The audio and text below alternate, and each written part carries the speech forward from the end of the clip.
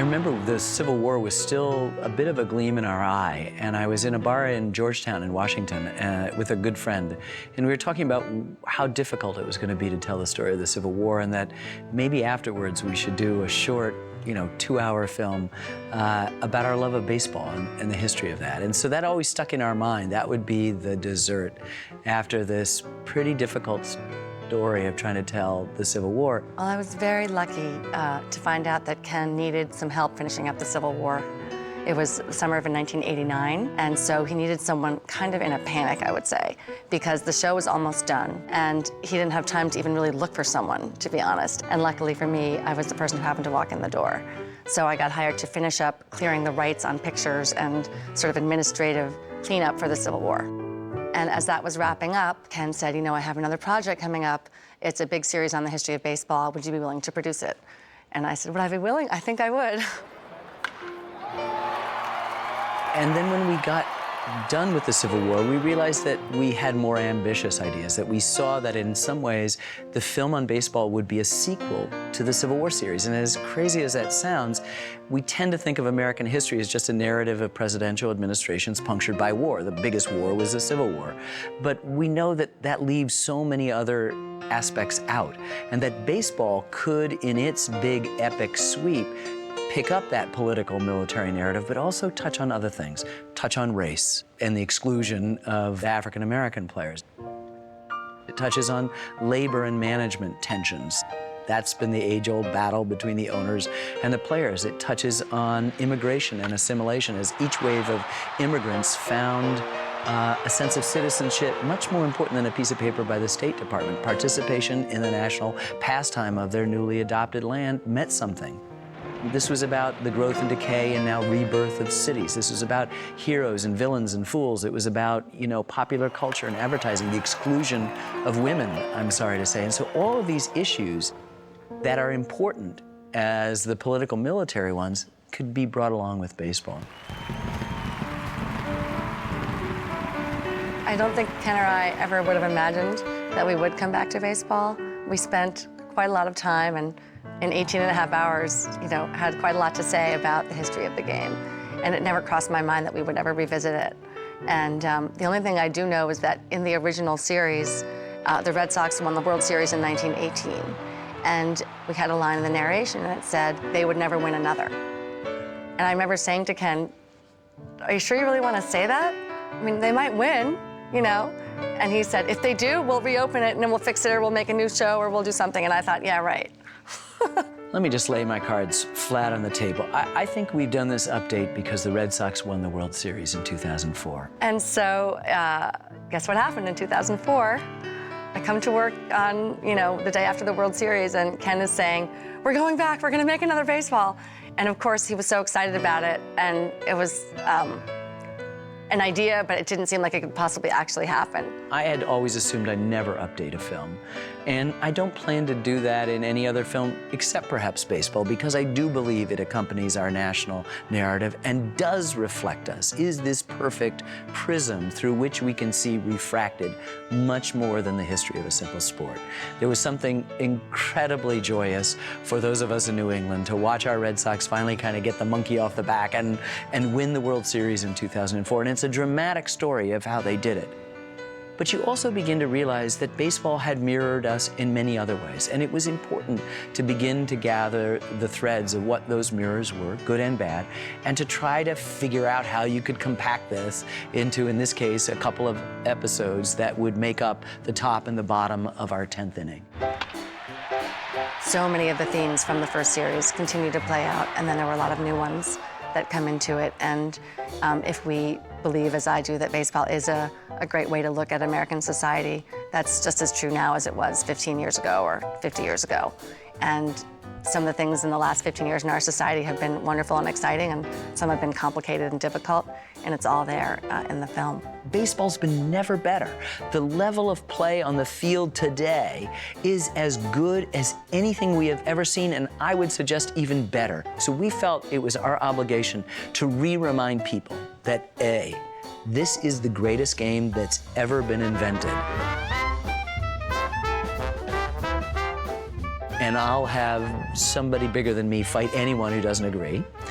That two, we see ourselves in the middle of this media explosion where it's no longer a game that you go to, it's a game that you watch on TV or you download onto your phone, or that you get the instant updates on this application, or that you're participating in fantasy, or you're going to a World Baseball Classic, or you're participating in all the ways you can now enjoy this sport. Baseball's sort of leading the way in that. So we just felt it was time to kind of gather all of the spare parts of the last, in this case, 18 years, and just say, press play.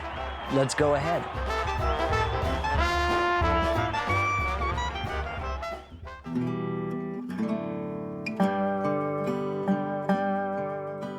When our show aired in 1994 was the strike, and that was a devastating, catastrophic event for baseball. We were sort of in shock that it was actually happening when the show was on, because we'd been looking forward to it being the baseball season and sort of sharing in the celebration of the game that we had created with the game itself, you know, going on. And instead, there was a lot of anger and frustration in the country at what was happening in the game at that time. And it was a really dark and painful time for the game. What's happened since then is that baseball's figured out a way to have that not happen again, and to find success through working together. The game is more popular than it's ever been. You never would have predicted that back in 1994, that that's where we would be today. So it's a pretty fascinating story looking at how that all played out.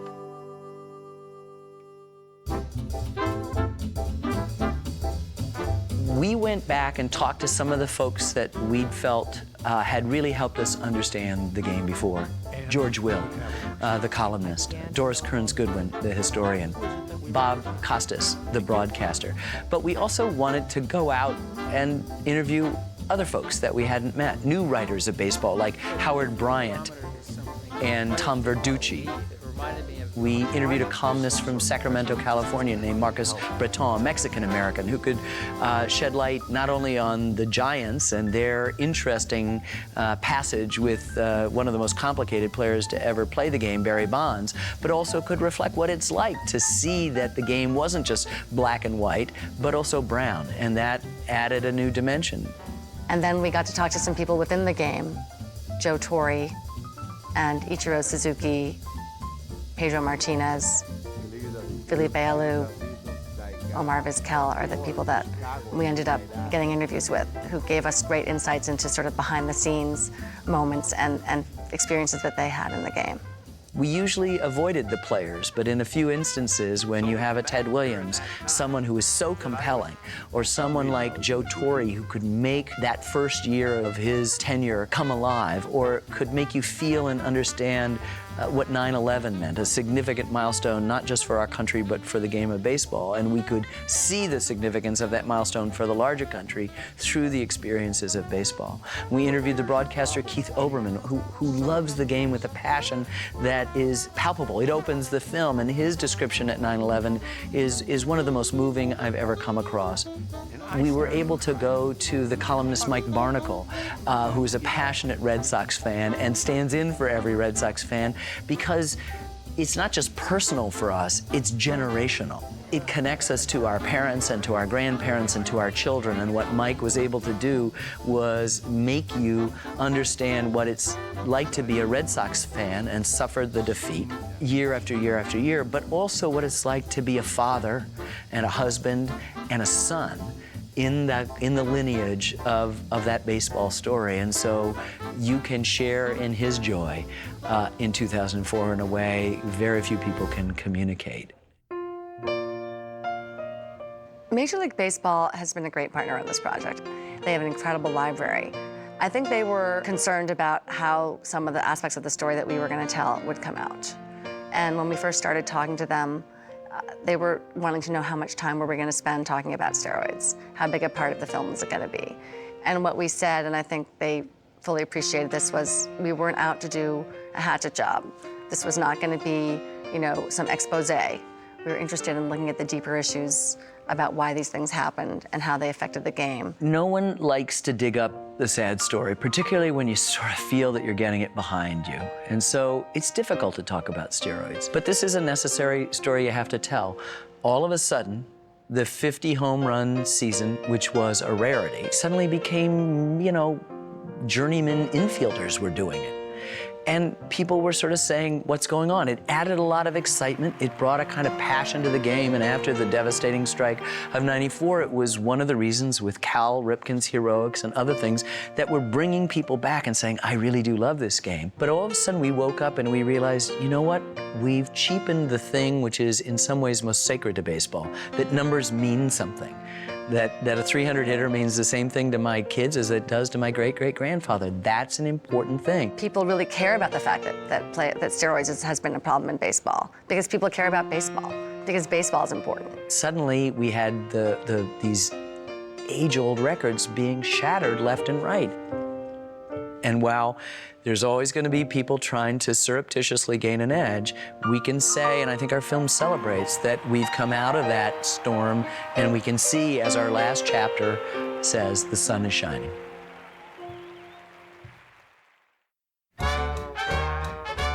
Last time around, I didn't really have a team. I liked the Dodgers, and that was a big part of our storytelling, but it wasn't really that personal. And this time, you know, Yankees-Red Sox was a rivalry, not just in our film, but in our editing room. So it was really a lot of fun. In the first series, it wasn't as passionate as it has been with this update, the 10th inning. And a lot of it is that no matter if you're a Red Sox fan or not, you stand back and the New York Yankees are at the center of the story of baseball. They are just the most important team in the history of baseball. They had Babe Ruth when it counted. The Red Sox had Babe Ruth and let him go. I grew up with no team because my dad was a Oakland Dodgers fan. And when they left, he just had nothing to do with baseball. He hated the Yankees and he didn't care about the Mets, and so we had no team. And luckily for me, when I started working on the film, I wanted to, you know more about the game, and I started going to more games. And right around that time was when the Yankees started to get really good. They built this incredibly great team, this core that's still there today, and they were just irresistible. And then Joe Torre came just after we finished our film, and after the strike ended, Joe Torre came to the Yankees. And so I think largely because of Joe Torre and all the players around him, became a huge Yankees fan. So that made it really fun making the film. In the last inning, I did have to edit, at great pain, some of the worst moments of my life. Deep to left. Yastrzemski will not get it. It's a home run.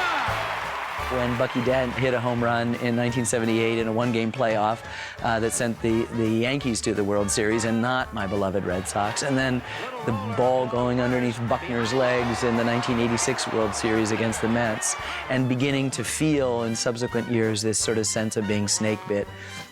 That those were difficult things to do, but they weren't difficult for Lynn. Ken is a rabid Red Sox fan, passionate, diehard, dyed-in-the-wool. Anyone, he just loves the Red Sox, and he's obsessed with the Red Sox, and they're hugely important in his life. We had a good sort of counterweight of Yankees-Red Sox throughout the whole editing process. It was really fun. You know, everybody always tries to sort of figure out what it is that makes this such a great game. It is our national pastime. This has accompanied our whole narrative, and it is unique to sports. We always talk about football and basketball. Oh, Joe Montana threw a pass to Jerry Rice in the final seconds and they scored a touchdown and we won. Oh, Michael Jordan got the inbound pass with less than a second and he hit the three-pointer at the buzzer and we won. The baseball stories begin with my mom or my dad took me. My grandpa took me to this game, and then they describe incredible action. So you realize it matters very much, as we discovered in the national parks, not just what you were seeing, but who you saw it with. The defense has the ball. Name me one other sport in which the defense has the ball. And it actually doesn't matter in this sport where the ball is. We always follow in the highlights the home runs. It doesn't matter. It matters if the man scores. That's what matters. In every other sport, the soccer ball has to go into the goal. The basketball has to go through the net. But in this sport, the man scores. He comes home. And what does that plate look like, as Charlie McDowell said in our first series? A little house, you know? It's home plate. I think baseball resonates for people for a couple of different reasons. One is, I think that it connects families. And for many, many people, it's something that ties them to a parent, a grandparent, a relative, a child. And it's a shared experience. I mean, someone I was speaking to was saying that they never talked to their dad much growing up.